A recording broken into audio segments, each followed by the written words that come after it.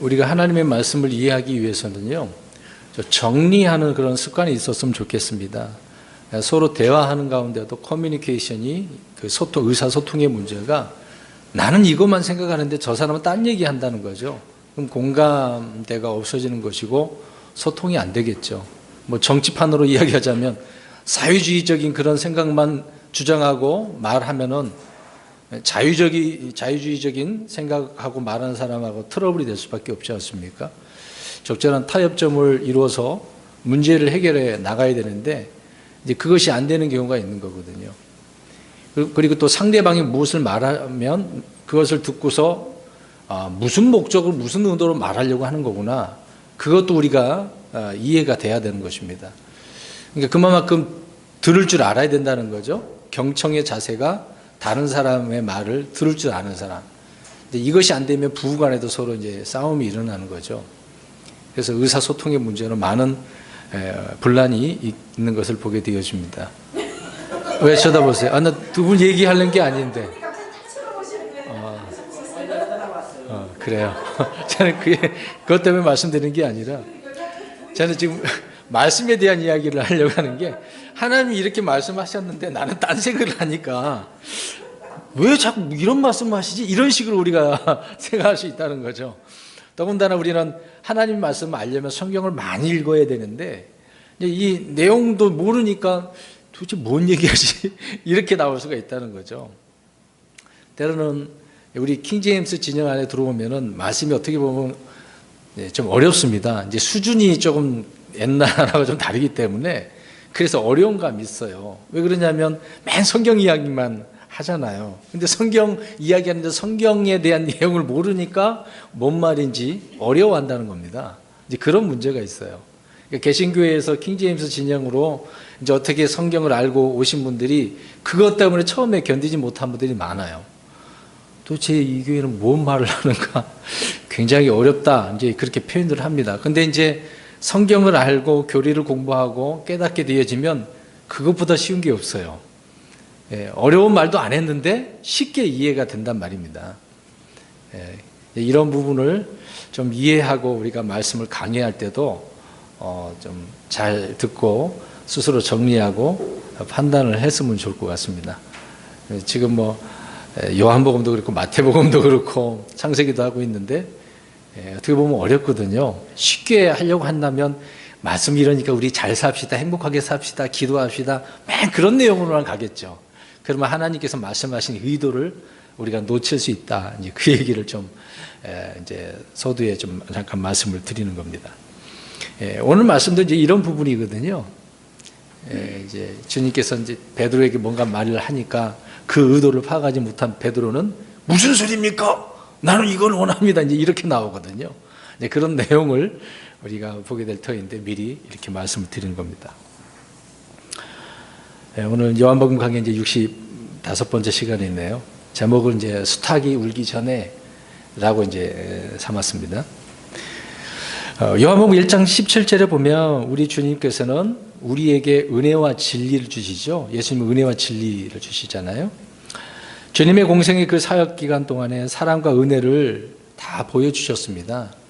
놀라운 사역을 보여주셨죠. 주님은 십자가를 또 목전에 두시고 제자들에게 한 가지 명령을 주십니다. 오늘 이제 34절에 그 말씀을 하고 있죠. 그 명령은 새 명령을 말하고 있습니다. 서로 사랑하라는 말씀이죠. 주님께서 명령으로 주신 것은 그분의 명령은 이것이니 곧 우리가 그분의 아들 예수 그리스도의 이름을 믿고 그분께서 우리에게 명령을 주신 대로 서로 사랑하는 것이라.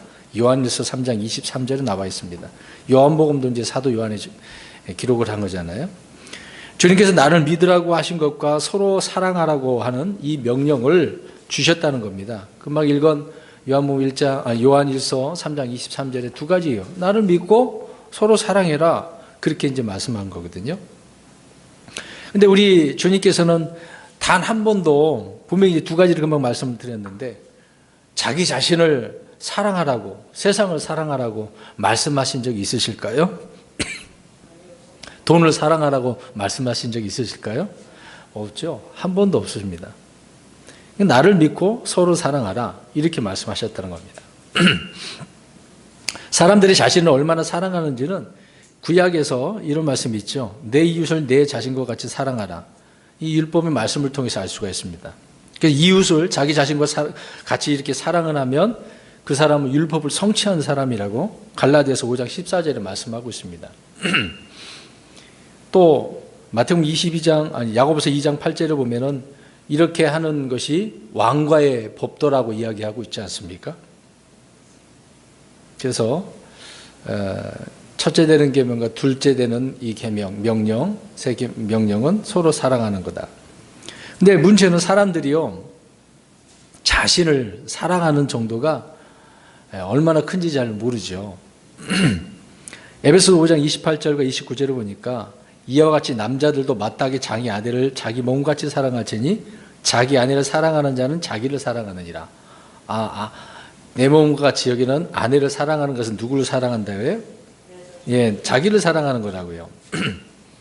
그렇기 때문에 자기 육체를 미워할 사람이 누가 있겠습니까? 근데 문제는 이제 말씀드리고자 하는 부분이 뭐냐면 우리가 주의해야 될 것은요, 물론 율법에 말씀하고 있는 것처럼 내 자신과 같이 사랑하라고 했는데 이것을 다르게 바꿔가지고 내 자신을 사랑하라 이렇게 읽어서는 안 되죠.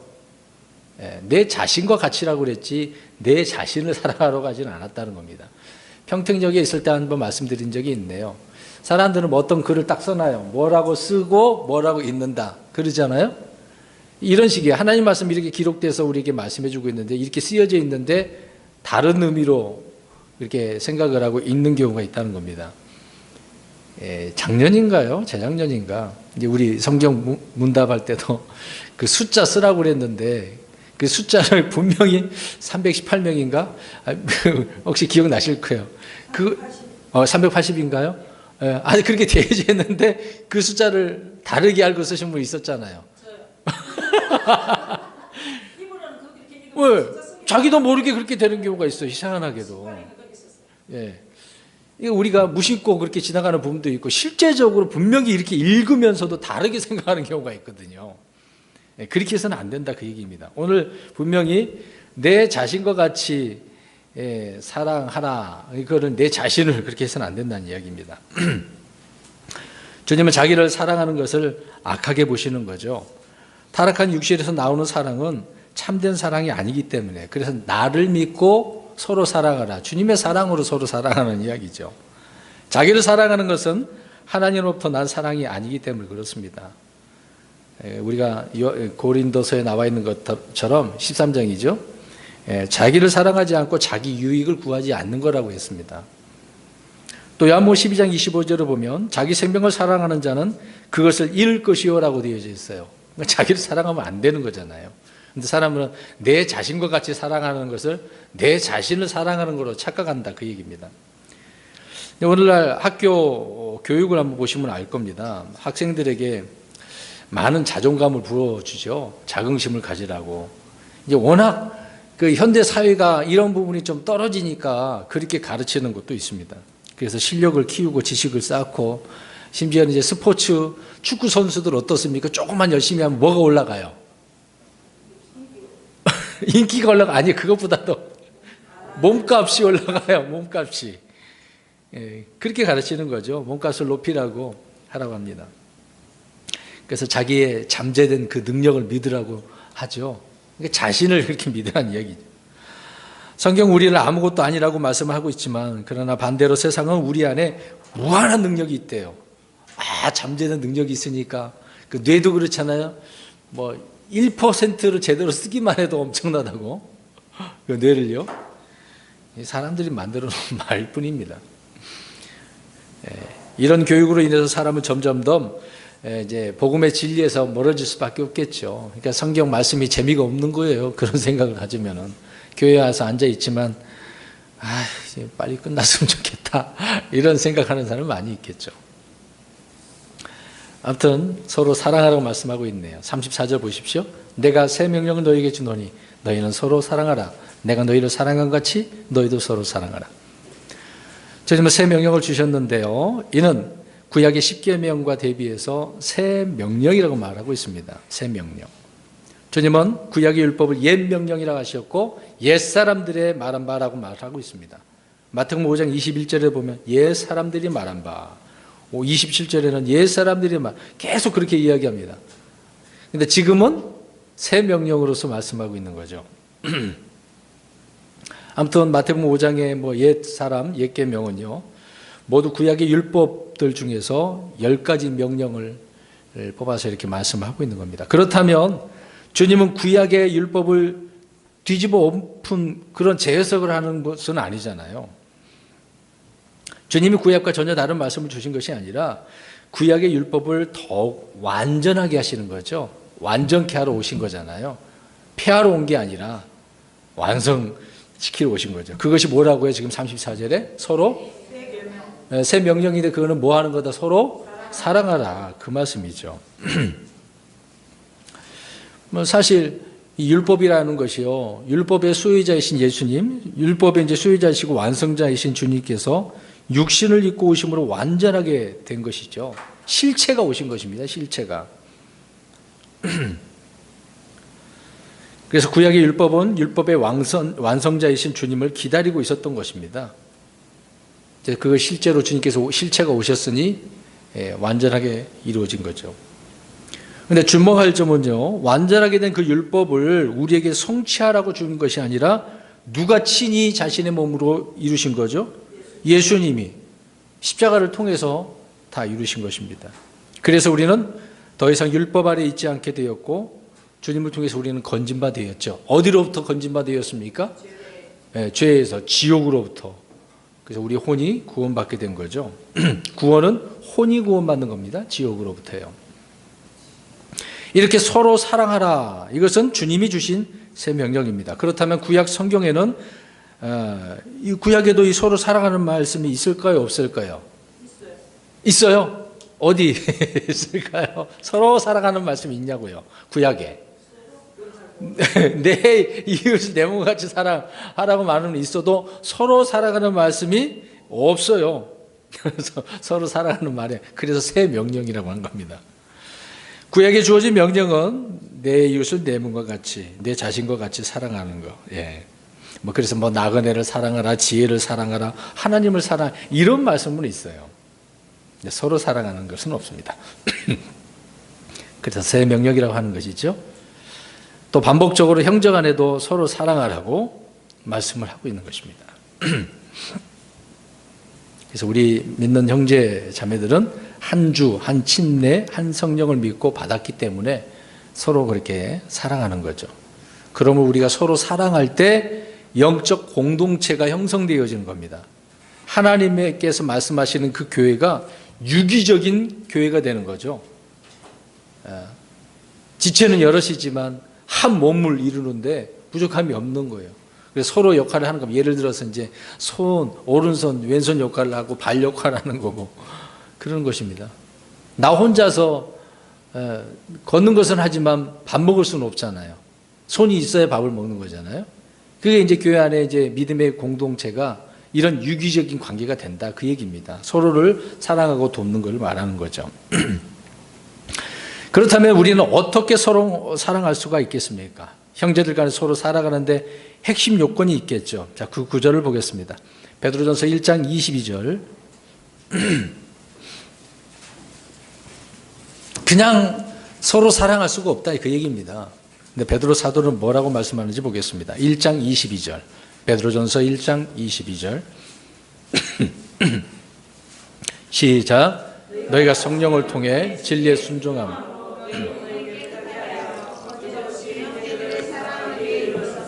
순수한 마음으로 뜨겁게 서로 사랑하라. 아멘. 성령을 통해 진리에 어떻게 하래요? 순종하라고 말하고 있습니다. 진리에 순종하는 거, 성령을 통해서요. 그 에어컨 바람 위로 다 하니까 공기가 일로 와서 제가 자꾸 기침을 하게 되네요.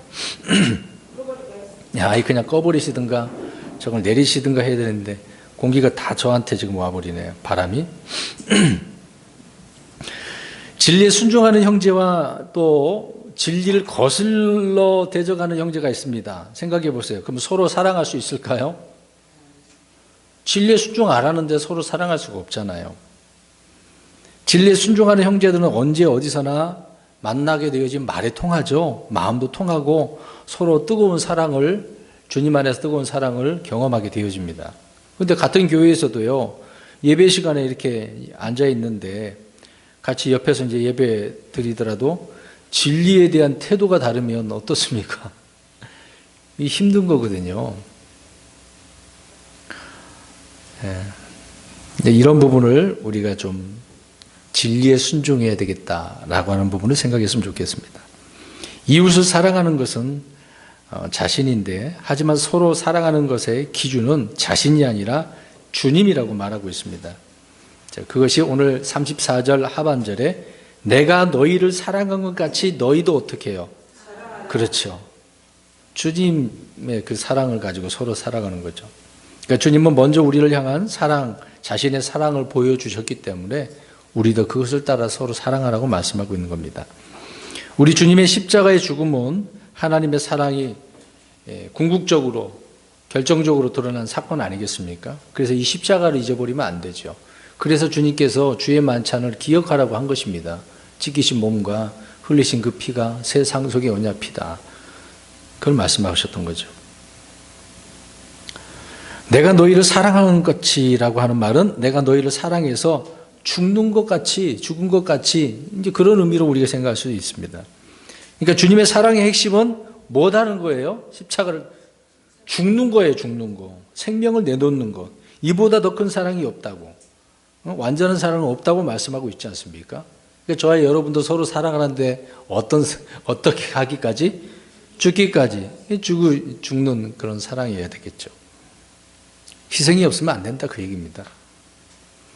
그래서 요한은 나중에 주님의 말씀하신 사랑을 어떻게 하는 것인지 성령의 해석을 말씀을 해주고 있습니다. 우리 요한 1서 3장 16절 보겠습니다. 요한 1서, 요한 1서 3장 16절. 금방 말씀드린 내용입니다. 그러니까 우리가 그리스도 안에서 형제라고 한다면 서로가 서로를 위해서 생명을 내어놓는 사랑이어야 되겠죠. 요한 1서 3장 16절 시작. 하나님께서 우리를 위해 자신의 생명을 내어주셨으므로 이로써 우리가 그분의 사랑을 깨닫나니 우리가 형제들을 위해 우리의 생명을 내놓는 것이 마땅하니라. 아멘. 주님께서 그렇게 내어놓으셨기 때문에 우리도 내어놓는 게 마땅하다. 그 말씀을 하고 있는 거죠. 자기 생명을 사랑하고 자기 혼을 사랑하는 자들은 결코 이런 사랑을 할 수 있을까요? 없을까요? 없어요. 자기를 사랑하면 자기 생명을 사는 자들은 안 되는 거죠. 주님이 주신 새 명령대로 사랑하기 위해서 그럼 필수적인 요건이 무엇이겠습니까? 나의 옛사람이 그리스도의 십자가를 통해서 죽고 새 사람을 입어야 하는 거죠. 그리스도께서 내 속에서 일하시고 열매를 맺으시고 향기를 또 발하시고 빛을 비추셔야만이 가능한 것입니다. 자기를 사랑하고 자기만을 위해 살던 나의 이 자아, 이것이 어디에 못 박혀야 돼요? 갈보리 십자가에서 주님과 함께 못 박히고 또 그리스도 안에서 새롭게 창조된 새 사람을 입는 거죠. 그리고 또 내 안에서 살아계신 그리스도, 예수 그리스도를 통해서 우리는 주님이 나를 사랑하신 것처럼 형제를 사랑할 수 있다. 뭐 이런 거죠. 다른 방법은 없는 것입니다. 가톨릭에서 말하고 있는 거죠. 사회구원적으로 가난한 사람 무조건 도와주면 될 것처럼 그건 아니죠. 주님이 없는 그런 사랑은 이 세상에서는 칭찬받지만 주님께서 보실 때는 의미가 없는 거죠. 주님께서 자신의 몸을 십자가의 죽음에 내어주신 그 사랑을 우리 안에서 그대로 이루어 주실 때 우리는 하나님과 이웃과 또 아내와 남편, 교회, 원수까지도 자연스럽게 어떻게 할 수 있습니까? 그렇죠. 근데 이제 금방 말씀드린 몇 가지 했습니다만은 특별히 이제 원수. 부모와 자식 간에도 원수가 될 수도 있고, 부부 간에도 원수가 될 수도 있고. 근데 주님 안에서 우리는 자연스럽게 사랑할 수 있다는 겁니다. 가족의 문제도 그런 것 소원한 문제들이 해결해야 되겠죠.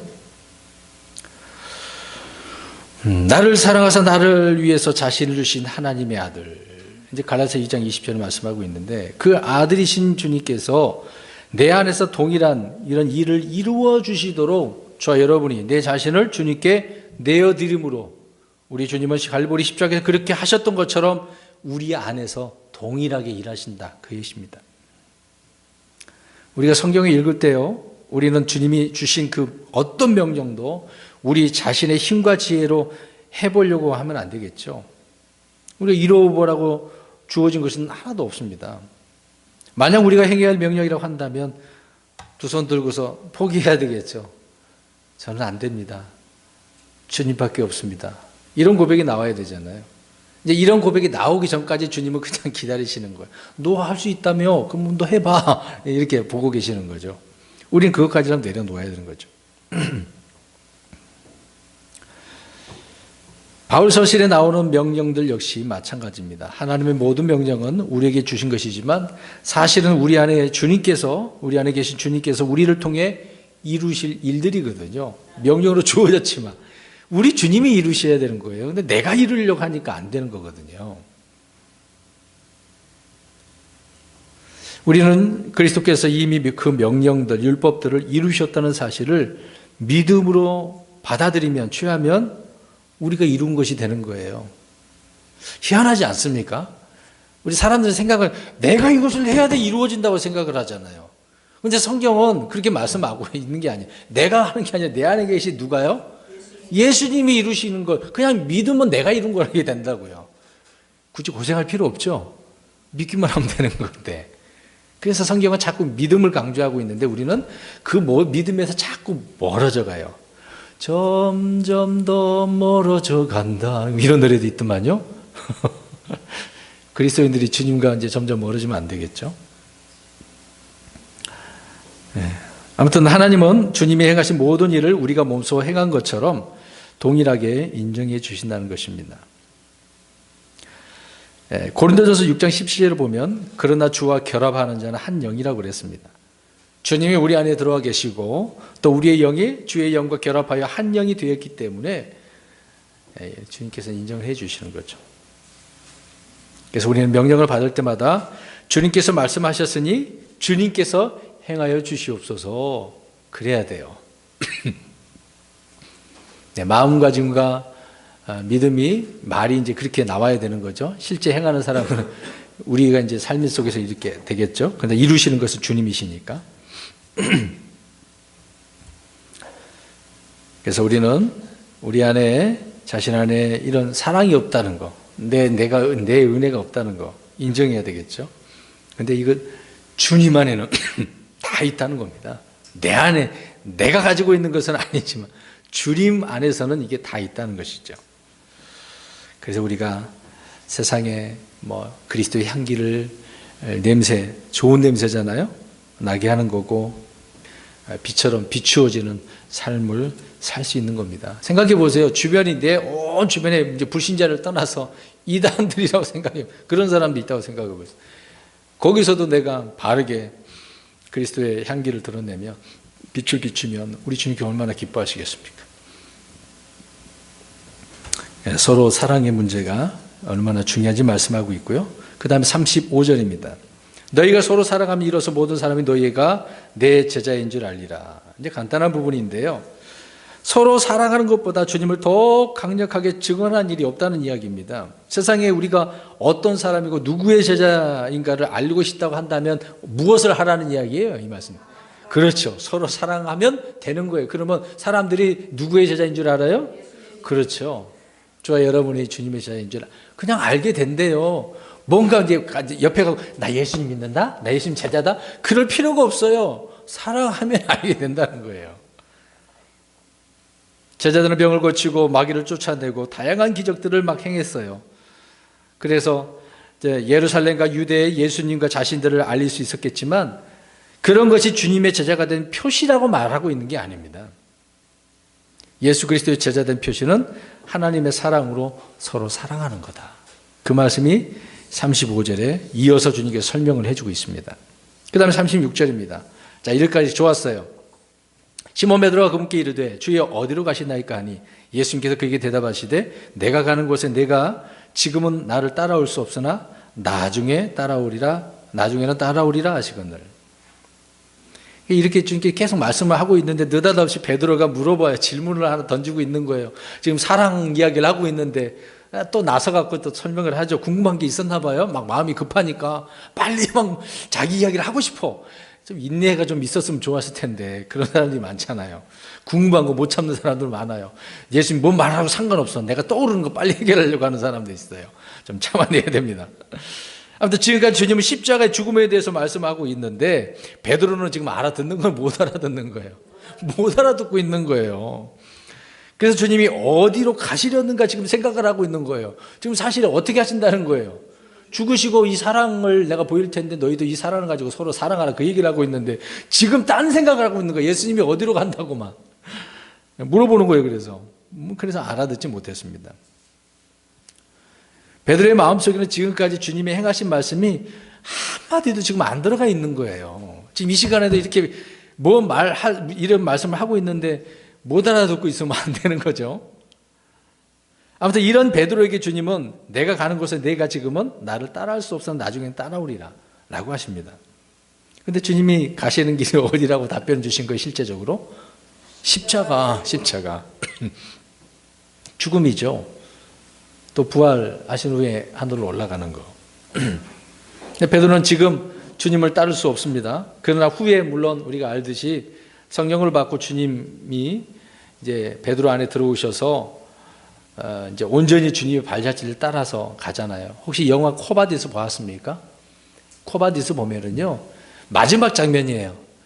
이제 베드로가 이제 떠나려고 합니다. 예루살렘 떠나려고 하는데 주님이 오셔요. 그래서 물어봐요. 예수님 어디 가시려고 합니까? 나 네가 떠나는 저 도시로 들어갈 거야. 그 장면이 나와요. 코바디스라는 말이 주여 어디로 가시나니까 그거거든요. 그 뜻이에요. 이제 그 말씀 듣고 베드로가 잘못했구나. 그래서 다시 가서 십자가에 죽는 그런 이야기거든요. 그래서 뭐 전설로는 베드로가 거꾸로 매달린 그 십자가에서 죽었다 그런 얘기도 있습니다. 후에는 그렇게 합니다. 그래서 베드로는 후에 이제 이것을 깨닫고 성도들에게 편지를 보내죠. 우리 그 구절 한번 볼까요? 베드로전서 2장 21절 보겠습니다. 중반절에서 한번 볼까요? 베드로전서 2장 21절을 보십시오. 그러니까 처음에는 못 따랐는데 나중에 따라간 거죠. 베드로전서 2장 21절 중간에 그리스도께서도 우리를 위해 시작. 그리스도께서도 우리를 위해 고난을 당하심으로 우리에게 본을 남기사 너희가 자신의 발자취를 따라오게 하셨느니 아멘. 나중에 깨달으라고 이 말 하는 거예요. 지금 오늘 본문에 있을 때 그 당시에 이런 말을 했으면 얼마나 깨달았으면 좋겠습니까? 그래서 베드로에게 이런 말씀합니다. 근데 계속해서 보겠습니다. 37절 보십시오. 오늘 본문에 베드로가 그분께 이르되 주여 어찌 내가 지금은 따라갈 수 없나이까? 내가 주를 위해 내 생명을 내놓겠나이다. 지금 또 이 말씀 해줬는데도 여전히 무슨 생각하고 있는 거예요? 다른 생각하는 거예요. 잘 보세요. 자, 듣고 죽으러 간다는 사실을 지금 알았습니다. 그래서 그는 이제 주님과 함께 어떻게 하기를 원하고 있는 거예요? 죽기를 각오를 하죠. 내 생명을 내놓겠다고 하고 있으니. 근데 주님께서는 따라올 수 없다라고 하는 말에 상당히 어떻게 자존심을 상했는지 어쨌는지 모르겠습니다. 근데 베드로가 하는 말을 보면 자신을 너무나 신뢰를 했나 봐요. 그래서 생명까지 내놓겠다고 말을 합니다.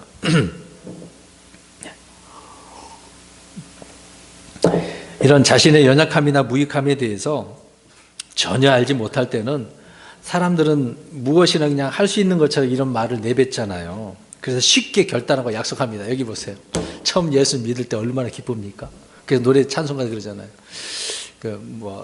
산골짜기도 어디도 가겠다 그런 노래 있잖아요. 갑자기 안 떠오르네.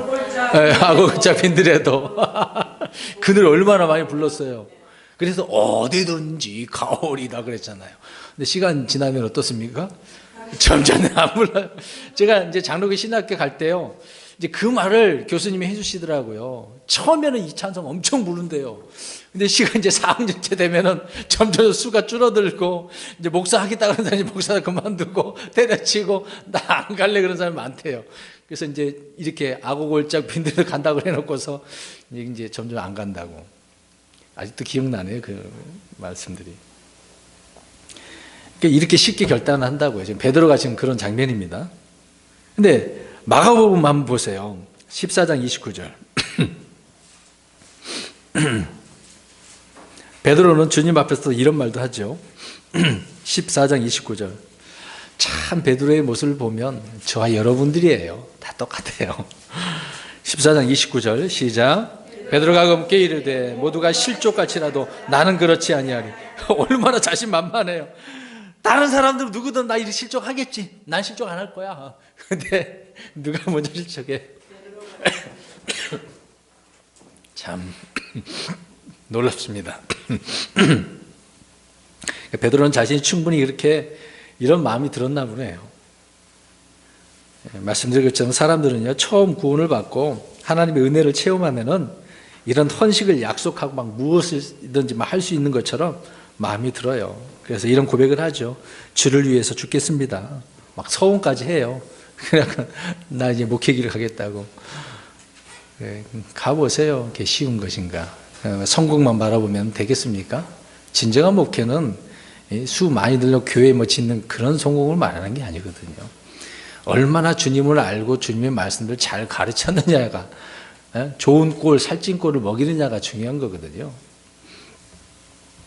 막상 살다 보면 주를 위해서 사는 것이 아니라 누구를 위해서 주로 살아요? 자신을 위해서. 그래서 자신을 위해서 주님을 이용하는데 그렇게 사는 겁니다. 기도해도 주님을 위해 하는 것은 없고 자신을 위해서 구하고 또 구하는 거죠. 이렇게 욕심에 따라 간절히 구하고 또 구하는 것이 베드로처럼 말하는 저와 여러분인 것입니다. 어느 날 주님께서 빛을 비추어 주신다면 우리는 주님을 위해서 살겠다고 한 후에 아무것도 할 수 없는 자기 자신을 발견하게 됩니다. 그것이 이제 옳은 깨달음이거든요. 아, 나는 여전히 못하는구나. 여전히 부족하구나. 주님밖에 없구나. 그렇게 해야 되는 것이죠. 주님을 위해 사는 것은 나의 힘으로 되는 것이 아니라 주님의 은혜로 되는 것이고 또 주님께서 내 안에서 살아주심으로만 되는 것이다 라는 것을 알게 되어진다는 겁니다. 그래서 그때까지 예외 없이 대부분의 성도들은요, 베드로와 같이 자신의 힘으로 어떤 의지적인 신앙생활을 하려고 합니다. 이제 그러다 보면 때로는 뭐 약간의 승리도 얻을 수도 있겠죠. 어떤 열매도 보이기도 하고 어떤 짜릿한 경험도 하기도 하고 그러겠죠. 그러나 최종적으로 경험하는 일들은 좌절과 패배의 연속이 있게 되어지는 겁니다. 우리 주님은 저와 여러분을 자신을 잘 아셔요. 우리의 결심이 얼마나 약하고 헛된지를 아십니다. 베드로가 그런 거잖아요. 우리 성경 구절 한번 보겠습니다. 시편 103편 14절입니다. 두 구절만, 이 부분에 대해서 두 구절만 보겠습니다. 먼저 103편 14절 보십시오. 103편 14절.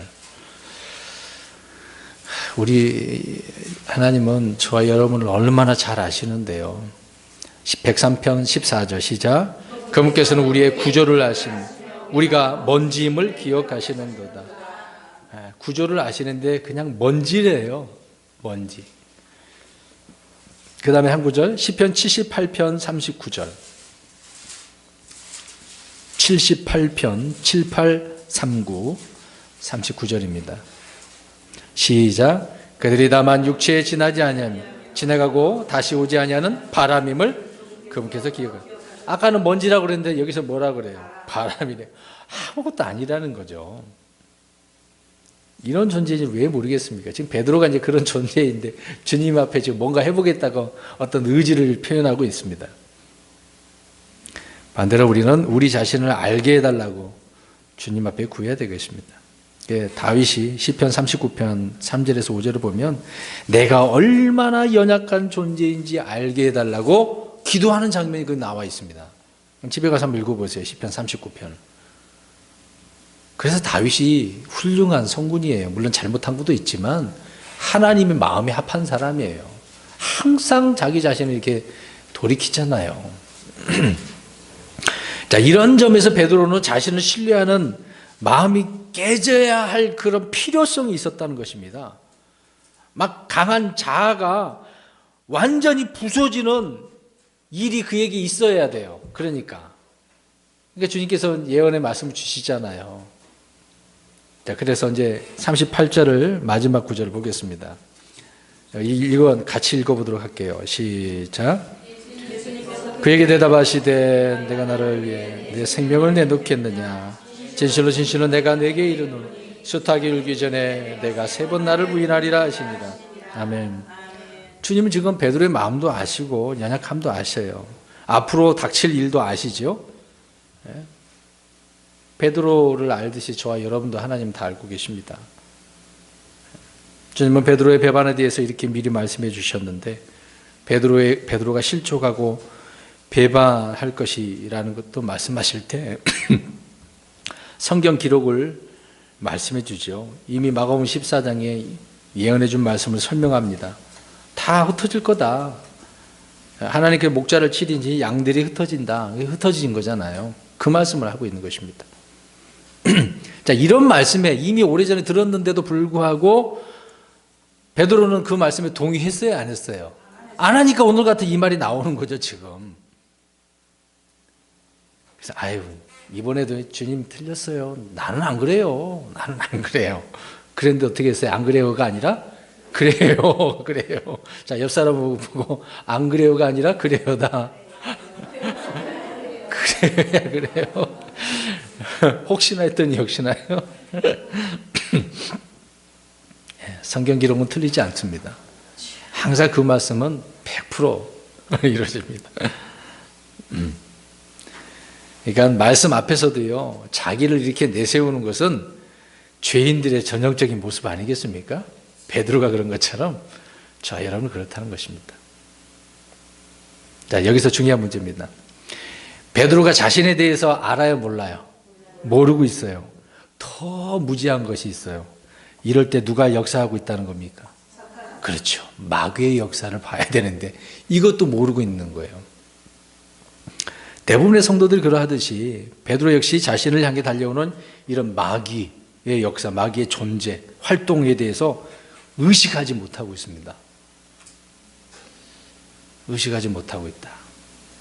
저는요, 좀 교제를 나올 때나 성도님과 대화를 할 때 거의 말을 잘 안 합니다. 할 얘기만 하는데 들으면서 많이 생각을 해요. 갑자기 뭐 좋은 일이든 안 좋은 일이든 말씀하신단 말입니다. 그 두 부류를 한쪽으로 치우치는 게 아니라 그 두 가지 이야기도 다 동일하게 생각을 해요. 이럴 때 누가 역사할까? 저는 생각할까요? 마귀가 역사할까? 지금은 좋다라고 기뻐하지만 오히려 그때가 또 위험할 수도 있거든요. 또 뭔가 지금 일이 잘못돼갖고 힘들고 괴롭고 여러 가지 어려운 상황이 왔으면 돌아봐야 되잖아요. 왜 이런 일이 왔을까? 저는 이제 그런 부분을 많이 생각하거든요. 우리가 이제 지금 말씀을 하고 있는데 이 마귀가 이렇게 역사한다는 것도 의식을 하고 있어야 돼요.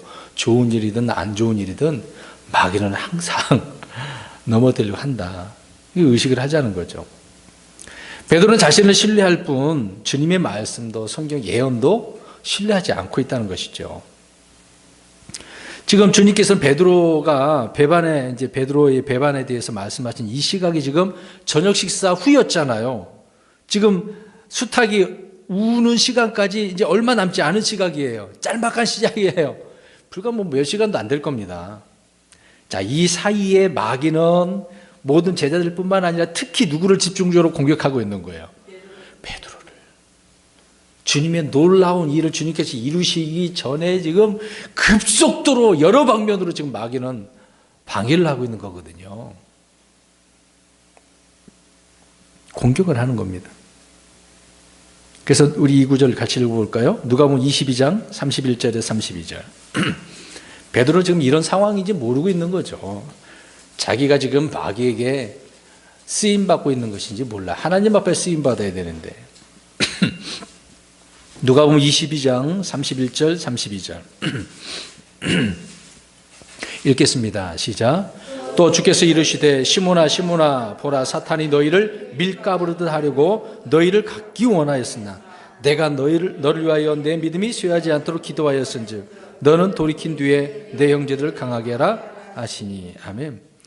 보세요. 사탄이 어떻게 했어요? 밀가부르다라고 가지려고 소유하려고 했어요. 그러나 우리 예수님이 못하게 했죠. 기도해 주시고. 근데 지금 오늘 있는 38절의 장면은 완전히 지금 마귀에게 사용되어지고 있는 것입니다. 주님이 이렇게 말씀해 주실 때 겸손히 듣고 긍휼과 도움을 구해야 되는데 베드로는 듣지 않았어요. 예수님 정말 그래요? 그렇게 안 되기를 어떻게 만들까요? 이렇게 나와야 되는데 자기는 지금 어떻게 하고 있는 거예요 지금? 나 그런 일 못한다니까. 안 한다니까요. 부인 안 한다니까요. 다 부인해도 나는 부인하지 않겠습니다. 네, 보세요. 주님께서 말씀 틀린 적이 없는데 왜 자기는 자꾸 그렇게 얘기하냐고. 거기에 빨리 엎드려져야지. 자기가 마귀에게 쓰임받지 않게 해야 되지 않겠습니까? 여러분 이제 우리 강아지 또 보겠습니다. 직접 강아지는 하나 확 물어버리면 좋은데 안 묻고 뭘 많이 하죠? 물지 않으면서 짖잖아요. 그러니까 물지 못하는 그 개가 크게 짖는다고 하잖아요. 물지 않으면서 크게 짖잖아요. 특히 이제 발발이 종류가 그러는데 물지도 않으면서 매매매매 그런단 말이에요. 자, 이런 말대로 지금 베드로가 지금 그렇게 하고 있다는 겁니다. 베드로의 이 자신만만한 소리는 이제 바울이 고린도전서 13장에 말하고 있는 것처럼 울리는 진 꽹과리처럼 이렇게 들리는 거예요. 그래서 주님은 베드로를 위해서 기도하였지만 베드로는 자신을 위해서 기도하지 않네요. 우리 주님도 기도하는데 여기 보세요. 지금 우리 예수님께서 하늘 올라가셔서 우리를 기도하신다고 그래서 걱정 없겠네? 그러면 우리는 기도 안 해도 되는 거예요? 그런 경우잖아 지금요. 아까 우리 읽었잖아요. 누가복음 22장 너 밀가부리지 않도록 내가 너를 위해서 기도했다고 하는데 그럼 자신도 어떻게 해야 됩니까? 기도해야죠. 주님 도와주세요. 나 연약하면 주님 아시지 않습니까? 근데 나중에 깨닫잖아요. 주님 아시지 않습니까? 3번이나 물어. 내가 나를 사랑하냐? 내가 나를 사랑하냐? 내가 사랑하냐? 주님 아시잖아요. 이렇게 나와. 네, 이런 깨어짐이 있어야 깨닫나 보네요. 아무튼 베드로의 그 결과 무엇입니까? 처절한 패배죠. 네, 처절한 패배입니다. 주님은 제자를 향해 사탄의 활동과 역사를 훤히 이렇게 내다보고 계신 거죠. 저 여러분은 우리 속에 있는 영적 불순물들이 모두 제거되고 정화가 되기를 주님께서 원하시고 또 그렇게 돼야 되는 것입니다. 우리 그래서 하나님께서는 믿음의 사람들을 제대로 하기 위해서 퀴즈를 하잖아요. 우리 뭐 해보신 분은 알 겁니다. 퀴즈를 다 하면은 어떻습니까? 쭉정이는? 그렇죠. 알고 그럼 쭉 오잖아요. 이거 놀라운 퀴즈 아닙니까? 근데 하나님께서 우리를 이렇게 퀴즈를 하면 괜찮아 그나마. 근데 마귀가 퀴즈를 한다고 생각을 해보세요. 참 우리 하나님은 믿음의 단련이지만 마귀는 그게 아니에요. 그냥 우리의 뭐 본성이든 뭐든 간에 죄악들만 있는 거예요. 오늘 오전 말씀처럼 이 패거리, 악의 패거리가 있어 거기에 그냥 빠져서 심판받는 거죠. 저와 여러분이 사탄에게 이렇게 까불림을 당하면 우리 안에는 사탄이 필요한 것만 남게 되는 겁니다. 이게 우리 하나님이 퀴즈할 때는 하나님께서 원하시는 것만 남을 거 아니에요. 근데 마귀가 퀴즈라면 마귀가 원하는 것만 남는 거예요. 우리 그렇게 남아갖고 이렇게 마귀에게 쓰임 받으면 안 되지 않습니까? 그럼 우리 이제 교회 입장에서 사탄이 우리 교회를 퀴즈라면 우리 교회가 역시 사탄이 좋아하는 것들만 할 거예요. 그래서 교회가 주님께서 기뻐하시는 일을 해야 되는데 마귀가 기뻐하는 일만 한다고 생각해 보세요. 이런 교회에 모르고 갔다간 큰일 납니다. 다 그 사람도 거기에 휩쓸리거든요. 그래서 교회도 잘 선택해야 되겠죠. 아무튼 이것을 피하기 위해서 우리가 해야 될 일은 항상 깨어서 항상 무엇을 해야 되겠습니까? 기도해야죠. 그렇죠. 말씀 가운데 있어야 됩니다. 주님께서 우리를 지켜주시고 믿음이 약해지지 않도록 구하고 시험을 당해 넘어들 때는 언제든지 돌이켜서 강건하기를 구하는 것이겠죠. 우리는 주님께 큰 소리를 칠 수 없습니다. 베드로처럼 그렇게 안 할 겁니다. 나 자신만만 있으면 자신이 있습니다. 그래서는 안 된다는 거죠. 우리는 누구나 넘어질 수 있고 주님을 배반할 수도 있습니다. 또 하나님께서 우리를 그런 환경 가운데서 두실 때도 있겠죠. 그 이유는 우리로 하여금 우리 자신을 발견하고 더 이상 자신을 신뢰하지 않고 누구를 신뢰하게 하려고. 그렇죠. 우리 주님을, 우리 예수님을 신뢰하게 하려고. 이제 그걸 깨달아야 되는 거죠. 마지막 한 구절 읽어보겠습니다. 고린도 후서 1장 9절입니다. 고린도 후서 1장 9절. 금방 말씀드린 내용이 여기 있습니다. 고린도 후서 1장 9절. 1장 9절 시작. 우리 속에 죽음의 선고를 받았으 이것은 우리가 죽은 자들을 일으키시는 하나님을 신뢰하게 하려 합니다. 아멘. 보세요. 하나님을 신뢰하게 하려고. 그래서 자신 안에 아무 선한 것도 거하지 않는다는 사실을 알고 주님의 십자가를 통해 자신의 우리의 이 자아에 대해서 내려진 그런 죽음, 심판한 죽음을 마음속 깊이 우리는 받아들여야 되겠죠. 그럴 때 우리는 부활의 생명을 얻고 또 주님은 우리 안에 거하시고 성령이 우리의 영과 결합하여 모든 일을 행하시는 영적인 삶을 살게 되어지는 겁니다. 그럴 때 삶이 맨날 기쁜 거예요. 순간순간 힘들지도 않고 육신적으로 힘들고 버거운 삶을 산다 하더라도 그냥 기쁨이 있어요. 여러분 하루 종일 일하다가 돌아가면 여기 보세요. 지쳐가는 사람 이렇게 축 돌아가는 사람이 있는 반면에 우리 그리스도인들은 그렇게 일을 하면서 나오면서도 노래 부르면서 가는 사람 엄청난 차이 있거든요. 여러분 휘파람 부르면서 퇴근하면서 휘파람 부르고 신나서 집으로 돌아가는 사람 우리 여기 다 그렇게 하시지 않나요? 아니에요. 이렇게 돼야 돼요. 하루를 살 때도 우리가 어떻게 살았느냐 그게 또 중요한 거 아니겠습니까? 결론적으로 오늘 베드로는 수탉이 울기 전에 주님의 말씀을 이렇게 듣고 부인하게 될 것이라는 사실을 들으면서 자신을 돌아봐야 되는데 못했다 그 얘기입니다. 우리는 자기 자아가 무너지고 또 주님을 신뢰하고 오히려 주님의 것이 내 안에 넘쳐서 열매가 풍성한 삶을 사시기를 주의 이름으로 축원합니다.